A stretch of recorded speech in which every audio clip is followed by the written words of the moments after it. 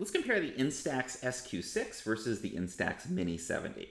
So firstly, the things these have in common, they're both true analog cameras, so you can take a photo through it. It's going to come out, in this case, on Fujifilm instant film. So that's definitely a cool thing. They have very similar features. You've got some basic controls to lighten and darken your images on the backs of these cameras. You have some basic kinds of exposure settings and distance settings. Pretty simple controls on both of these. The biggest difference between these two cameras is that the Mini 70 is going to print on a Fujifilm Instax Mini format. And that's a credit card sized piece of film, 10 exposures in each carton.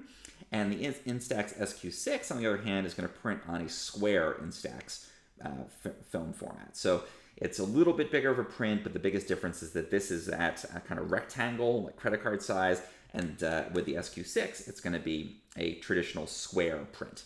So really it depends on what you're into. Both of them are great cameras. I've tested them both extensively. I personally like the SQ6 because I like that traditional square format.